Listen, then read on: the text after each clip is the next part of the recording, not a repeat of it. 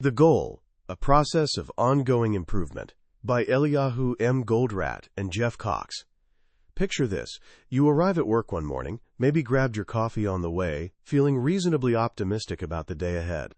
But as you pull into the parking lot, you spot something that makes your stomach drop.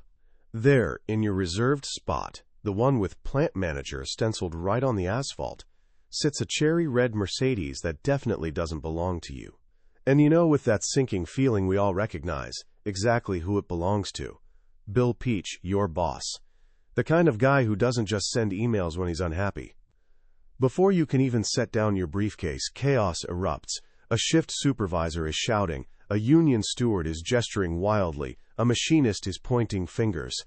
Your boss has been tearing through the factory like a tornado, barking orders, threatening terminations, and basically grinding the entire operation to a halt. All because of one late order. When you finally make it to your office, there he is. Bill Peach, sitting in your chair behind your desk, looking at you like you're already finished. He doesn't ease into it. The plant is hemorrhaging money. The whole division is suffering because of it. And then comes the punch. You've got 3 months to turn this around, otherwise I'm shutting it down. This is Alex Rogo's nightmare, and it's where our story begins. The Goal isn't just another dusty business manual. It's sold over 6 million copies and been translated into more than 27 languages. Why? Because underneath the story of one desperate factory manager is a revelation about how literally any system works. Your workplace, your school, your family dynamics, even your own daily routines. Eliyahu Goldratt wasn't your typical business consultant in a sharp suit. He was an Israeli physicist who looked at the messy reality of manufacturing and saw patterns, principles, elegant solutions hiding in plain sight. He believed that even the knottiest, most hopeless-looking problems usually have one simple root cause. And once you find it, everything changes. By the time we're done today, you'll understand that secret. You'll know how to find the single leverage point in any situation that can transform everything else. You'll stop seeing the world as an overwhelming tangle of problems and start seeing it as a system with a beautifully simple solution just waiting to be discovered. So get comfortable. We're about to follow Alex Rogo on a journey that will save his plant, rescue his career, and quite possibly change how you think about everything you do. Our hero, Alex Rogo, is in deep trouble. He's 38, did everything society told him to do. Engineering degree? Check. MBA? Check. Corporate ladder climbing? Check. Now he's back in his hometown of Barrington, managing the local plant, and it's an absolute disaster. Everything ships late. Customer orders stack up for months. The factory floor looks like a junkyard. Mountains of parts nobody needs right now, sitting next to machines desperately waiting for the one component they actually do need. The financial reports? Let's just say they're not pretty. The weird part is, all the traditional efficiency metrics look decent on paper. But somehow, the plant is losing money hand over fist. Oh, and his marriage is crumbling.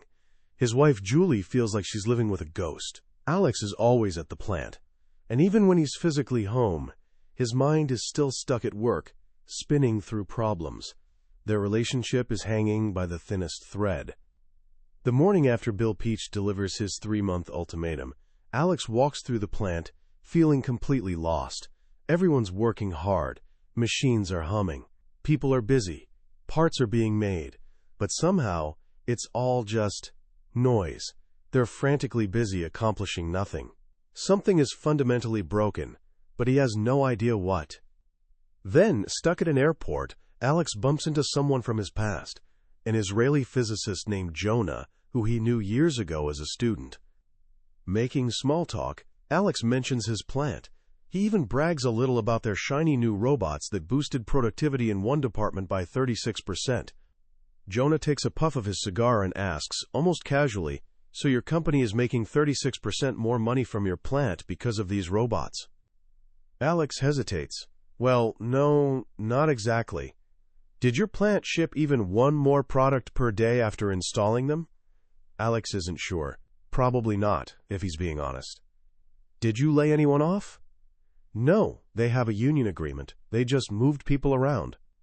Then did your inventories go down? Alex actually laughs at this one. Inventories? They've gone up, if anything. Jonah leans in, his eyes sharp. Then you absolutely cannot tell me these robots increased your plant's productivity. He explains that Alex is running an incredibly inefficient operation, no matter what his measurements claim. Those measurements are lying to him. His whole way of thinking is wrong. Productivity, Jonah explains, is bringing a company closer to its goal. Every action that moves you toward the goal is productive. Everything else is just motion.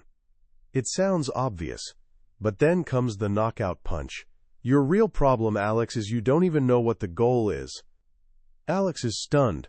Of course he knows the goal. It's producing products efficiently, increasing market share, staying technologically competitive. Jonah shakes his head at each answer. Wrong. There's only one goal. But before he can explain, they announce his flight. As he boards, he turns back to Alex. Think about it. You'll figure it out. And he's gone, leaving Alex with a cigar and a question that's about to turn his world inside out. What is the goal? This question haunts Alex. He walks out of a high-level meeting where executives drone on about operational indices and strategic expense ratios. And it all sounds like meaningless noise now. He drives to a hillside overlooking his plant and just sits there, thinking. What is the goal? Buying materials cheap? No, because you can stockpile junk you don't need. Employing people? No, companies lay people off all the time to survive. Technology leadership, quality, efficiency, all important, sure. But a company can have perfect quality, cutting-edge technology, incredible efficiency, and still go bankrupt.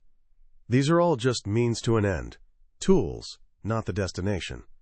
And then, sitting there overlooking his struggling plant, Alex sees it. The answer is so simple, so obvious, he almost laughs out loud. The goal of a manufacturing company is to make money.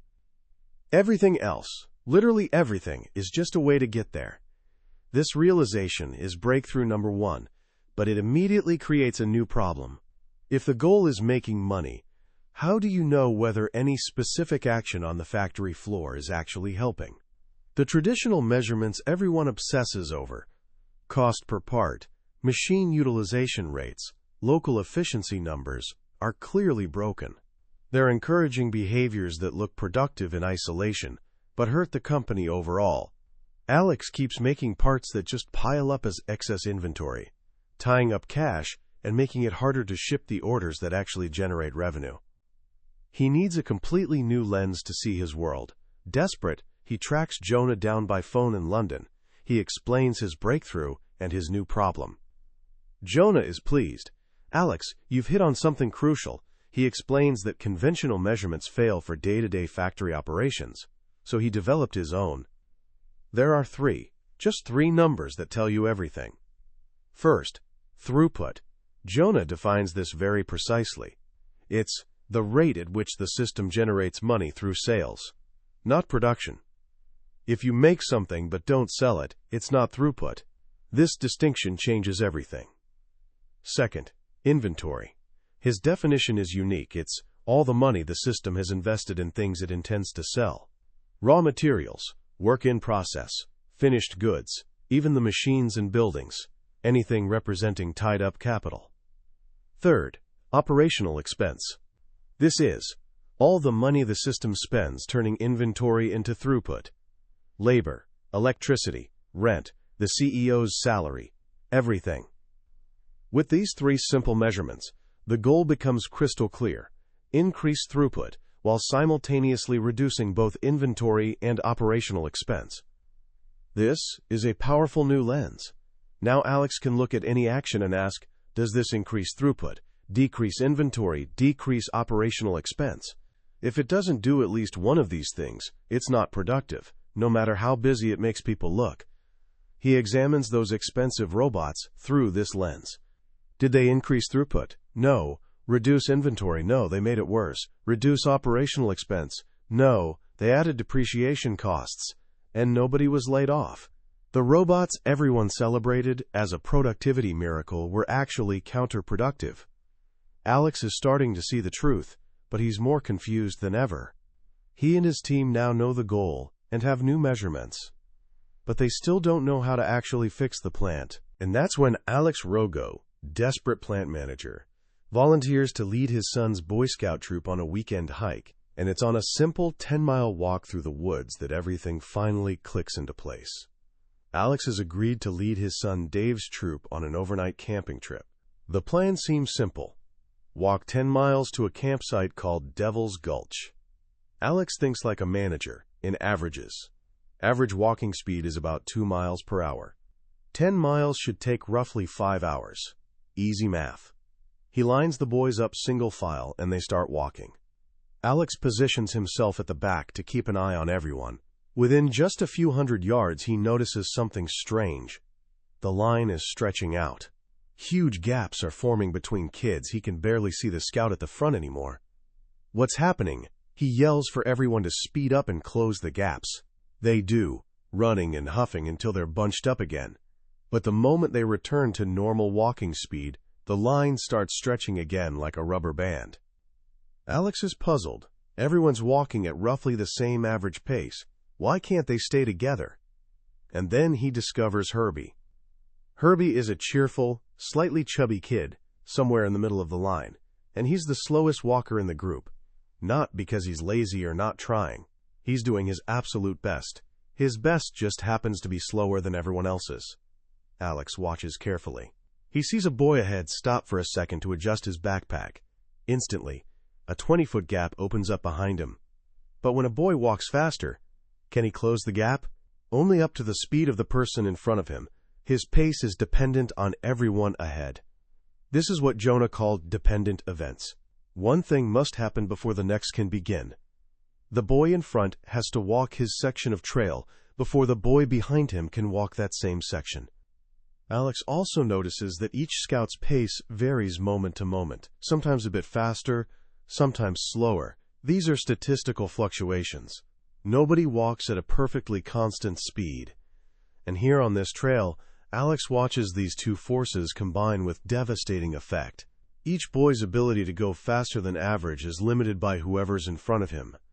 But his ability to go slower? Unlimited. He can trip, stop to tie his shoe, get tired, spot a cool bug. Every time someone slows down, a gap opens. And because of the dependency, these gaps don't cancel out with the faster moments. They accumulate. The slowness passes down the line like a wave. The boy at the very end, Alex himself, can only go as fast as the slowest person in the entire group. It doesn't matter one bit how fast the kid at the front walks. The troop's overall speed, its throughput of covered trail, is determined entirely by one person, Herbie. Herbie is the bottleneck. The total distance between the first scout and the last is the troop's inventory of trail being walked. As gaps widen, inventory increases. And as inventory increases, throughput decreases because the line stretches longer and longer and the last person falls further behind. This is a revelation. To test it, Alex invents a game during lunch using bowls and matchsticks. Each bowl represents a production step, and dice rolls determine how many matches move from bowl to bowl. He sets up a perfectly balanced system where each station has the same average capacity. He expects to move an average of 3.5 matches per turn. The game is a disaster. Statistical fluctuations from the dice, combined with the dependency between bowls, causes inventory to pile up in some bowls while others sit nearly empty.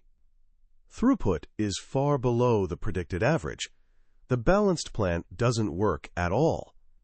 In fact, it's the worst possible scenario, because when one resource falls behind due to random variation, there's no excess capacity anywhere to help catch up. The delays just accumulate and compound. Now Alex understands completely.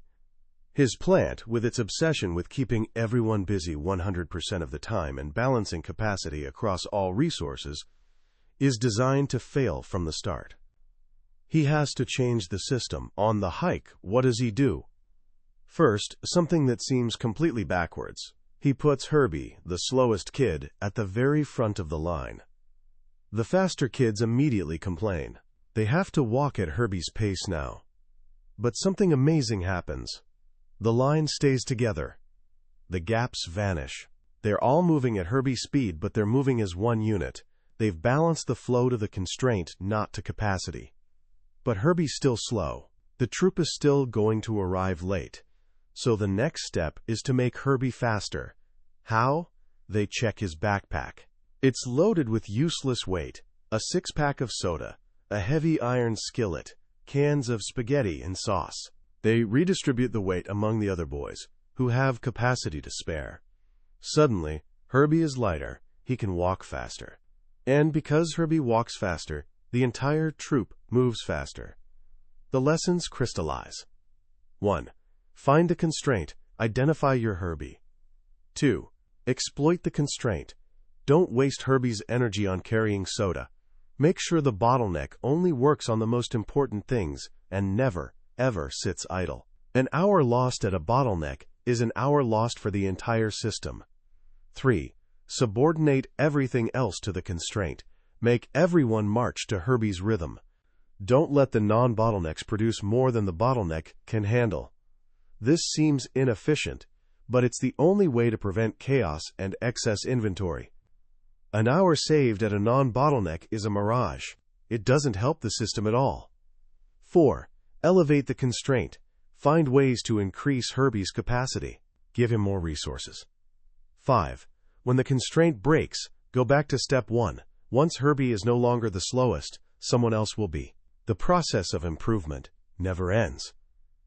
Armed with this revelation, Alex returns to his plant. He and his team launch a hunt for their factory's Herbie. They don't have to search long. They find two. The first is the NCX-10, a supposedly state-of-the-art machine everyone thought was incredibly efficient. The second is the heat treat department, a pair of old, grimy furnaces that look like they belong in a museum.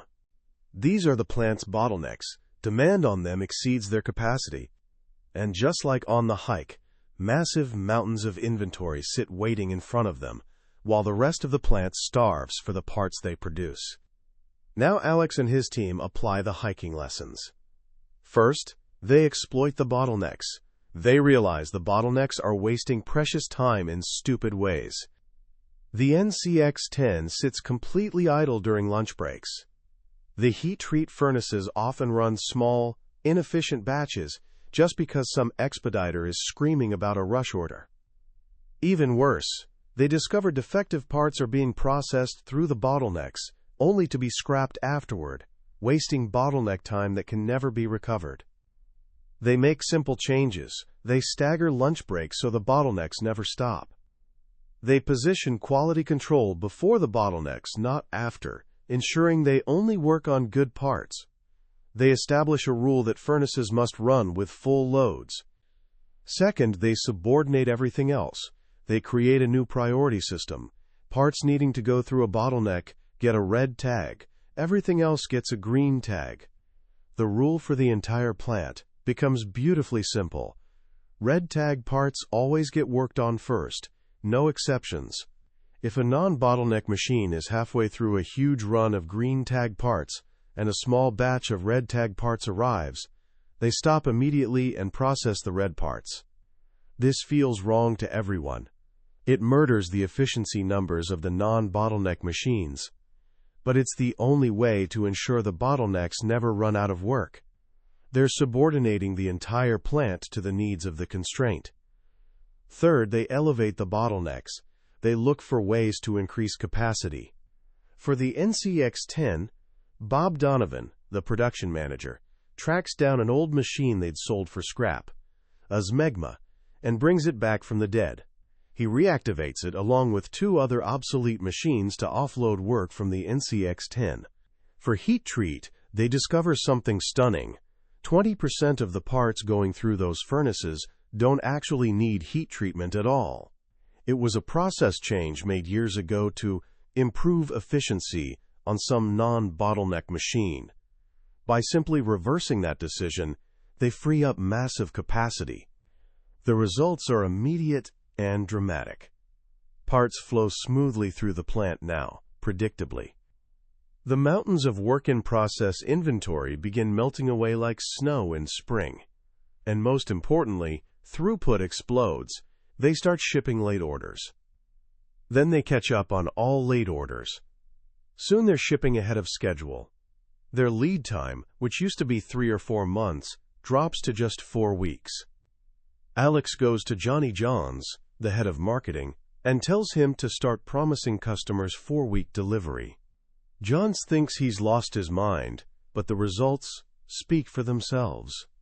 They win a huge order from Bucky Burnside, the same customer whose late order triggered this whole crisis 3 months ago. Burnside had taken his business to a competitor, but the competitor couldn't deliver. Unico steps in and commits to shipping 1,000 units, not all at once, but in batches of 250 per week for 4 weeks. This is something they never could have dreamed of before, but with their new system and smaller batch sizes, it's almost easy. The plant becomes a hero. Burnside himself flies in by helicopter to personally thank the workers. The plant isn't just surviving anymore, it's thriving. It transforms from the division's biggest liability to its most profitable asset. At the end of the 3 months, Alex doesn't get fired, he gets promoted. He becomes the new head of the entire division. But the journey doesn't end there. Alex realizes the process of ongoing improvement truly never stops. As they solve one constraint, a new one emerges. First it was the machines. Then it became the material release policy. Eventually it became the market itself. They didn't have enough orders to keep the newly efficient plant busy. Each time they applied the same 5 focusing steps to identify and elevate the new constraint. In the end, Alex saves more than his plant. He learns a completely new way of thinking. He learns to see simplicity hiding within complexity. He learns to focus his energy not on fighting fires everywhere, but on identifying and improving the one thing that truly matters at any given moment. And along the way, he saves his marriage too, because he learns to apply the same logical, caring approach to the most important system of all, his family. He discovers that the goal isn't just about money or efficiency. It's about a process of ongoing improvement in every aspect of life. So what do we take from all this? On the surface, the goal is a brilliant introduction to a powerful management philosophy. But I think its real impact goes much deeper. The reason this book has resonated with millions of people, from Fortune 500 CEOs to school teachers to hospital administrators to teenagers figuring out their lives, is that it reveals something fundamental about how the world actually works. We live in a world that feels overwhelmingly complex. We're constantly drowning in information, juggling competing priorities, staring at endless lists of things we should be doing to improve our lives, careers, relationships, health, finances. We try to do everything. We try to optimize every corner of our existence. Be more productive at work. Be the perfect parent. Exercise daily. Read more. Maintain friendships. Learn new skills. Stay informed. We try to balance it all. And what happens? We often end up feeling exactly like Alex Rogo in his chaotic factory. Frantically busy, stressed, exhausted, but not actually making meaningful progress toward what truly matters. We feel overwhelmed and stuck.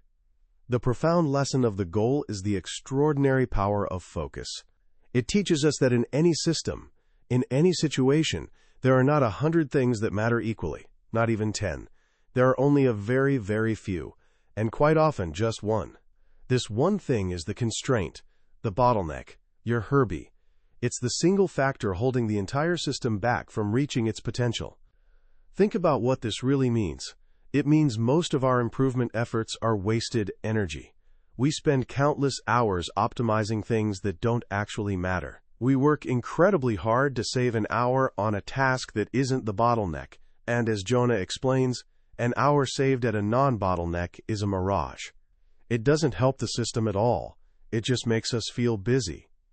But an hour lost at the bottleneck? That's an hour lost for the entire system, forever. It can never be recovered. This idea is both incredibly liberating and deeply demanding. It's liberating because it gives you permission to stop trying to do everything perfectly. It tells you to find the one thing most holding you back and pour your energy there. It simplifies an impossibly complex world into something manageable. But it's also demanding because it forces you to think clearly. It forces you to ask uncomfortable questions. What is my actual goal here? Not what should it be, not what sounds good, but what is it really? And then, what is the single biggest constraint preventing me from reaching that goal? Answering these questions honestly isn't easy. It requires real clarity, brutal honesty, and the courage to ignore all the noise and focus on what's essential. So let me ask you, what is the Irby in your life right now? Maybe you want to get into a great college, but your constraint isn't your intelligence or your extracurriculars. It's your habit of procrastinating on that one difficult class. That procrastination is your bottleneck. Until you address it directly, improving everything else won't make a meaningful difference. Maybe you want to build a closer relationship with your family, but your constraint isn't lack of love. It's the habit of scrolling through your phone for an hour every evening instead of actually talking to them. That habit is the bottleneck. Maybe you want to start a business, but your constraint isn't lack of ideas or funding. It's fear of taking the first real step. The beauty of the goal is that it gives us a process, those 5 focusing steps, not just for manufacturing, but for life itself. Identify your constraint. Don't waste its time or capacity. Subordinate everything else to it. Find creative ways to elevate it. And then, when it's no longer holding you back, find the new constraint and begin again. It truly is a process of ongoing improvement. This book reminds us that common sense isn't actually common at all. The ideas within it feel obvious once you hear them explained, but they run completely contrary to so much of what we're taught. To stay busy, to be efficient everywhere, to treat every task as equally urgent and important, to never let anything sit idle. Goldratt's genius was wrapping these profound, counterintuitive truths in a simple story that anyone can understand and relate to. It's a story about a factory, yes, but it's really a story about all of us. It's about finding clarity in chaos, progress in confusion, and hope in seemingly hopeless situations. That was the book summary of The Goal by Eliyahu Goldratt and Jeff Cox. We've explored the main journey today, but I'll be honest with you, a summary can only ever be a map. The real treasure is found when you walk the path yourself. The true magic of this book isn't just in the lessons. It's in the way the story unfolds, the way you find yourself thinking alongside Alex, trying to solve the puzzle with him, having those same aha moments. This summary is meant to show you whether this journey is one you want to take. If anything we've talked about today sparked recognition or curiosity, if you felt that little click of, oh, that's exactly what I'm dealing with, then I genuinely encourage you to pick up a copy. Reading it isn't just learning a new theory. It's an experience that can shift how you see the challenges and opportunities in your own life. Also, if you found this summary valuable and it gave you something to think about, I'd really appreciate it if you'd hit that like button and subscribe to the channel. That way, you won't miss our next exploration into another potentially life-changing book. Let's keep learning and growing together.